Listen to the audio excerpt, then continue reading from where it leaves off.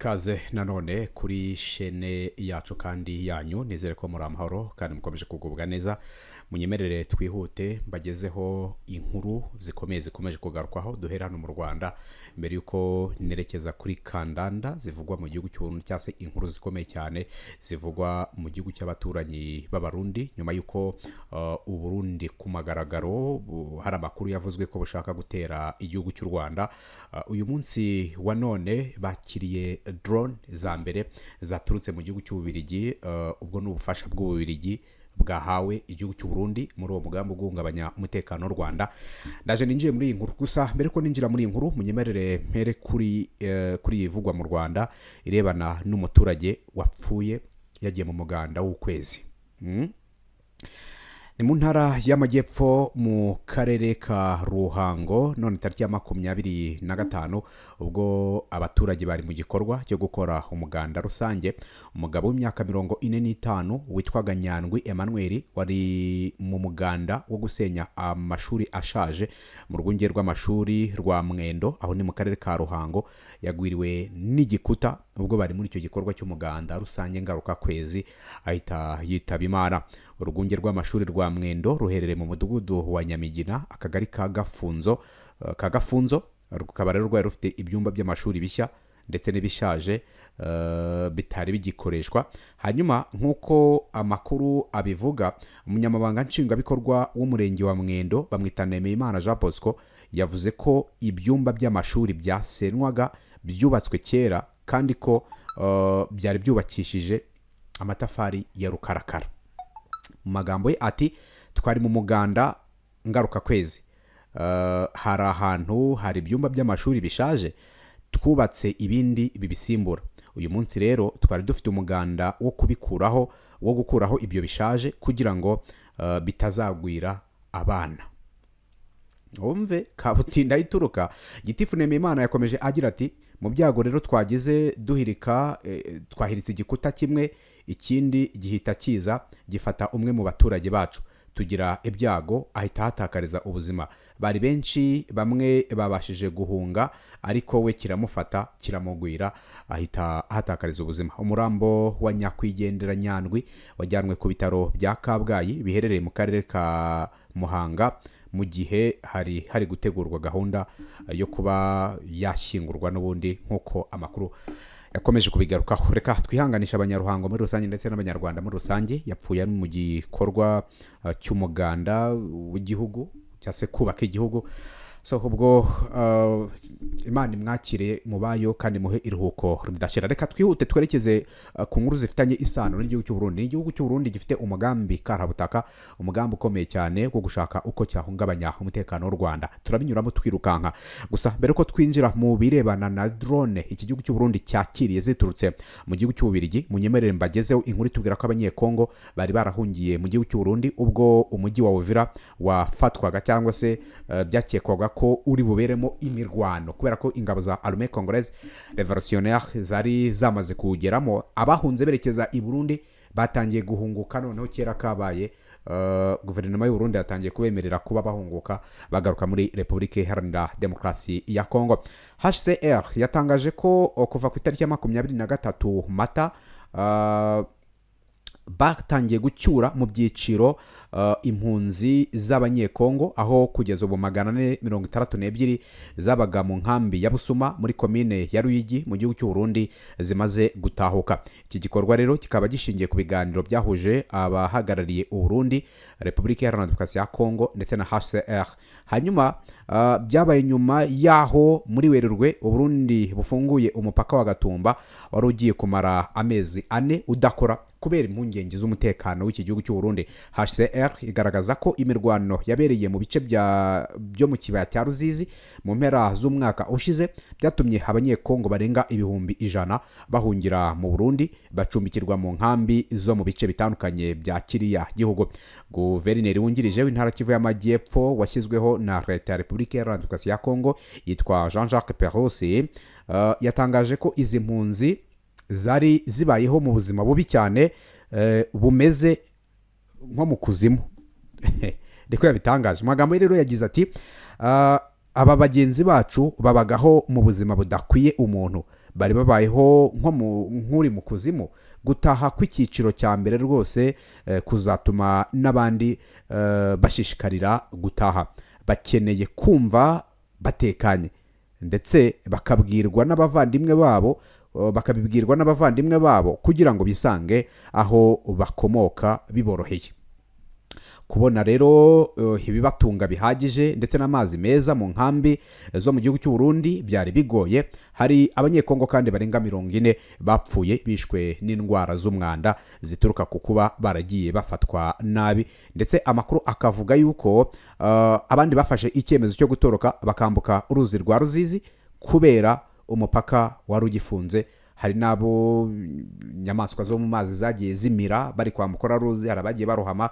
Urumva ko ni ibibazo byinshi cyane bagiye bahura nabyo muri kiriya kibaya cya Ruzizi no mu nkambi zo mu gihugu cy'u Burundi n'ubundi nk'uko amakuru akomeza kubigarukaho. Hanyuma rero reka twinjire nyirizina muri kandanda yo kuri uyu mugoroba. Bimaze kumenyekana, inkuru imaze kwandikwa n'igitangazamakuru Bwiza iravuga yuko uyu munsi tariki ya 25 uku kwezi kwa kane umwaka wa 2026 igihugu cy'u Burundi cyakiriye drone za mbere zaturutse mu gihugu cy'u Bubiligi. Ni drone amakuru avuga ko zije mu bikorwa byo gusayidira cyangwa se mu rwego rwo gufasha Uburundi mu mugambi warwo. Umugambi w'Uburundi na FDL bafite no mugambi wo guhungabanya umutekano w'u Rwanda. Inkuru yanditswe n'igitangazamakuru Bwiza iragira iti Uburundi bwamaze kwakira drone za mbere bwemerewe n'igihugu cy'u Bubiligi. Uburundi rero bakiriye drone zibarirwa muri 500 ndetse n'ibindi bikoresho bya gisirikare nk'uko amakuru agera kuri Bwiza abyemera. Amakuru avuga ko izi drone zakiriwe none tariki ya 25. Ibi kandi bikaba byongera gushimangira umugambi w'u Burundi na guverinoma y'u Bubiligi wo guhungabanya umutekano w'igihugu cy'u Rwanda. Ni umutekano kandi u Bubiligi n'u Burundi bahuriyeho n'ibihugu birimo Tanzania, South Africa, Angola ndetse na Repubulika Iharanira Demokarasi ya Kongo, n'umutwe wiganjemo abasize bakoze amahano mu Rwanda mu 1994 aribo FDLR bakidegembya ku butaka bw'igihugu cya Repubulika Iharanira Demokarasi ya Kongo. Iyi nkuru mu kanya gato cyane ikimara kujya hanze nahisemo guterera akajisho ku bitekerezo biyigarukaho. Benshi baravuga bati igihugu cy'u Burundi noneho nimba koko ari byo cyakiriye drone zirenga 500 zaturutse mu Bubiligi zije muri ibi bikorwa byo gufatanya. Donc urumva ko ni coalition nini s'il vous plaît igiye gukoresha ibishoboka byose, amayeri ashoboka yose kugira ngo ishyire mu mugambi ibimaze iminsi bivugwa ati iki cyaba ari cyo gihe noneho tukabona mu karere haba kaduruvayi. Urikumva mu gihe Burundi bwaba buhisemo gushyira mu bikorwa ibyo buri kusabwa n'igihugu cy'u Bubiligi ari byo gutera igihugu cy'u Rwanda. Benshi rero barahuriza ku kuba Uburundi mu gihe bwaramuka bugabye ibitero ku Rwanda nta kabuza intambara ishobora kuba ya rusange. Abapereza babiri b'ibihugu bya East Africa bikomeye yaba Uganda ndetse n'igihugu cya Kenya, ubwo ni Perezida William Samuel Ruto wa Kenya ndetse na Perezida Yoweri Kaguta Museveni wa Uganda baherutse kuburira Evariste Ndayishimiye bamwibutsa ko gutera u Rwanda ari kwishora mu bibazo bishobora gusiga iherezo ku ngoma y'ubutegetsi bwe muri kiriya gihugu cy'u Burundi, yewe bikaba bishobora no gusiga imbago za bimwe mu bihugu bya hano mu karere ka Afurika y'Iburasirazuba zihinduka. Perezida William Samuel Ruto wa Kenya we yabwiye Evariste Ndayishimiye ko mu gihe kingana n'amasaha 72 gusa ashoje intambara ku Rwanda yaba iri kubera i Bujumbura, we yamaze kugera mu gihugu cya Tanzania baba bari gufatanya ariho yagiye kwaka ubuhungiro. Ibyo nibyo yabwiwe na perezida w'igihugu cya Kenya nk'uko inkuru zose zikomeje kubigaragaza. Ububiligi rero buherutse kubazwa kubivugwa kuri uyu kubibavugwaho bigendanye n'uyu mugambi wo guhungabanya umutekano w'u Rwanda. Ububiligi rero bwavuze ku makuru avuga ko bari guha Uburundi intwaro zo kwifashisha mu gutera u Rwanda. Kera kabaye za drone zamaze gushyika i Bujumbura. Icyakora Maxime Privo ku munsi w'ejo yahakanye ibyaya makuru. Minisitiri w'intebe wungirije w'Ububirigi Prito akaba na minisitiri w'ububanyi n'amahanga yitwa Maxime Prevot yigaramye amakuru avuga ko igihugu cye kimaze igihe giha Uburundi intwaro zo kwifashisha mu mugambi wo guhungabanya umutekano w'u Rwanda. Abinyujije ku rubuga rwe rwa X ubwo yasubizaga umwe mu bakoresha uru rubuga yavuze ko igihugu cye n'u Burundi bitari muri uwo mugambi wo gutera u Rwanda. Avuga ko ibyo ari ibinyoma bikomeje gukwirakwizwa. Mu magambo ye ati ibi birego ni ibinyoma kandi nta shingiro bifite na rito.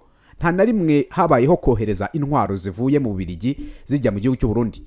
Yakomeje avuga ko atari ubwa mbere bivugwa ko Ububiligi buri kohereza intwaro mu Burundi. Ati ikibabaje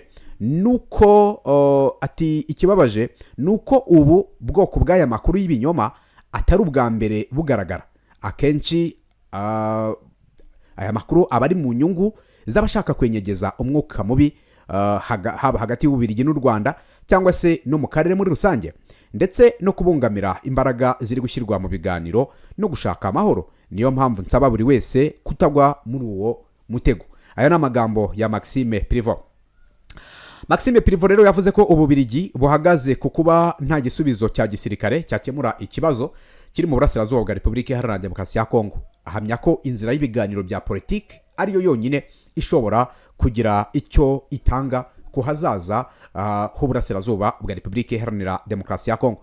Minisitiri Maxime Prevot kandi yavuze ibi mu gihe amakuru avuga ko mu gihugu cye hamaze igihe hategurirwa imigambi yo guhereza Uburundi umurundo w'intwaro ngo bazawifashishe mu mugambi wo gutera u Rwanda. Ni umugambi Uburundi buhuriyemo n'ibindi bihugu. Amakuru agera ku gitangazamakuru Bwiza avuga ko igihugu cy'Ububiligi cyasabye igihugu cy'u Burundi kubafasha muri uriya mugambi kugira ngo bakureho ubutegetsi bw'u Rwanda burangajwe imbere na nyakubahwa perezida wa Repubulika y'u Rwanda His Excellency Paul Kagame.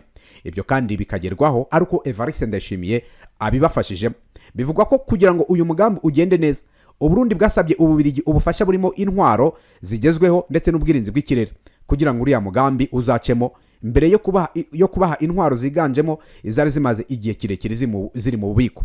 Ni intwaro rero zirimo drone nibura ibihumbi 5 bemerewe n'igihugu cy'Ububiligi. Uyu munsi wa none Uburundi bwarasivinze nibura intwaro drone 500 zaturutse mu gihugu cy'Ububiligi ngo ziri kumwe n'izindi ntwaro karabutaka kandi zikaba zigomba kwifashishwa mu mugambi wo guhungabanya umutekano w'u Rwanda. So ni inkuru zikomeye cyane ziri kuvugwa muri iyi weekend. Ni weekend irimo byinshi bitandukanye bigendanye n'ibikomeje kugarukwaho, ariko mwabantu mwe Museveni niwe wavuze ati Barundi kazi, mu gihe perezida wanyu w'u Burundi yahitamo gushoza intambara ku Rwanda, mwitega ko ino ntambara ishobora gusiga imbago za bimwe mu bihugu by'akarere. Iyo avuze bimwe mu bihugu by'akarere, ngira ngo Afrika y'Iburasirazuba irimo ibihugu 7 niba atari 8, ati zishobora guhinduka.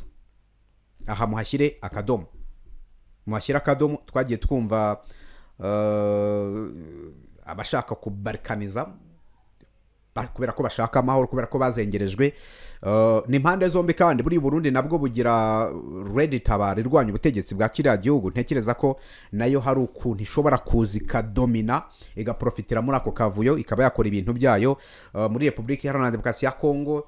Ngira ngo naho amakuru avuga ko bundi kugira ngo uyu mugambi utangire gushyirwa mu bikorwa nuko uwitwa Tshisekedi na Kongo ye ngo bagomba kubanza bagafatanya ni delegation y'u Burundi, Ububiligi, Angola, Tanzania, South Africa ndetse na Malawi hari bakongera bakisubiza Goma na Bukavu. Iyo migi ibiri ikazafasha iyi coalition y'ibi bihugu bishaka guhungabanya umutekano w'u Rwanda kuba byashyira mu bikorwa umugambi wabyo. Urumva ko ni ibintu bikomeye cyane. Niyo mpamvu uwitwa Museveni avuga ati iyi ntambara ishobora gusiga hari imipaka ihindutse kuri bimwe mu bihugu by'akarere. Ni ijambo rikomeye, ni message ikomeye yahaye Evariste Ndayishimiye w'igihugu cy'u Burundi. So ngira ngo rero nuko bimeze muri iri joro, ariko iyi weekend irimo byinshi bitandukanye bikomeza kuvugwa, ariko kimwe mu bintu bikomeye mukuremo muri uyu mugoroba nuko Burundi none tariki ya 25 bwakiriye drone zirenga 500 n'izindi ntwaro zaturutse mu gihugu cy'Ubirigi, ntago zije kujya mu biko ngo zizatwikwe n'imiyaga nkuba nka kumwe baratuza bitangazaga nubwo Neva yabihakanye, ahubwo ni drone zije mu rugamba rwo kwisubiza Goma na Bukavu bafatanyije ngo na Kisekedi n'ibindi bihugu, hanyuma bagakomerezaho bagatera u Rwanda bafatanyije ndetse n'abanyarwanda bari muri opposition y'u Rwanda, kuko bivugwa ko Minisitiri Amin ambasaderi w'u Burundi mu gihugu cy'Ubirigi amaze iminsi akusanyiriza i Buruseli abanyarwanda barwanya ubutegetsi bw'u Rwanda mu rwego rwo gushaka uko